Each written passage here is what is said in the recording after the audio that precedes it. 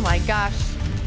Colin, if they spent as much time just trying to get a job than scamming people, the world would be such a different place. They're always at work. You know, it's just like you, forecasting the weather for us. Just like you as well. Oh, That's all the important appreciate news. that.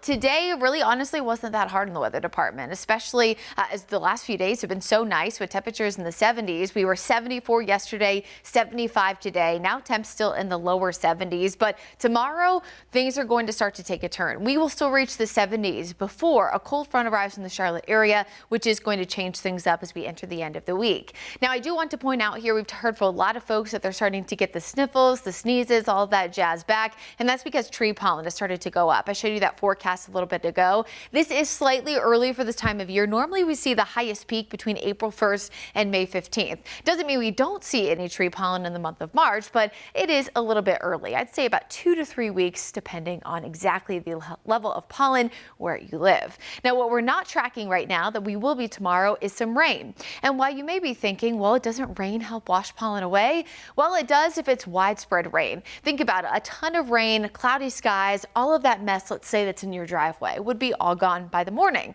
However, if you just see a few isolated showers and storms, one, not everybody sees it, and two, they're so isolated that for folks who don't see the rain, we actually shake things up even more, not just because of the storms themselves, but also the gusty winds that come along with them. So widespread rain, good for pollen to be washed away, but scattered storms, not so much. And that's what we have in the forecast tomorrow. A few pockets of rain will be heading into portions of the mountains between about 10 and 11. By the time we get closer to about 3-4 o'clock, that's when we'll start to see those showers and storms getting closer to the Charlotte metro.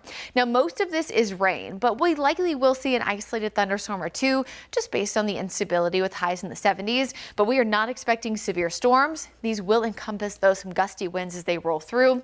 I think the peak here when it comes to the storm activity is once you're south and east of Charlotte by 6 o'clock. So the main part of the evening commute shouldn't be as impacted as the evening commute later past 6 o'clock, but you will have to see a few isolated showers and maybe some pockets of rain lingering on the roadways. Other than that, on the back end of that storm system, we will see some snow up in the mountains, and then we're dry and quiet heading into Friday.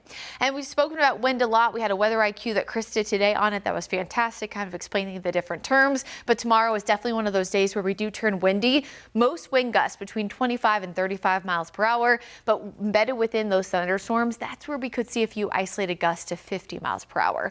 So at or higher than tropical storm force, but not high enough to be classified as a severe thunderstorm. Even after that cold front pushes through and temperatures drop on Friday, we're still above average for this time of year, still in the 60s. In fact, the only days that we will see temperatures colder than normal over the next week, Sunday, Monday. Most days will be much higher than normal. Look at the averages at the bottom of your screen, 37 and 59 respectively. Almost every single day over the next 7 days will be at or above that. Again, the exception Sunday, Monday. Even as we look ahead into the long range forecast, Colin, more highs in the 60s. Looking good. All right. Thank you, Brittany.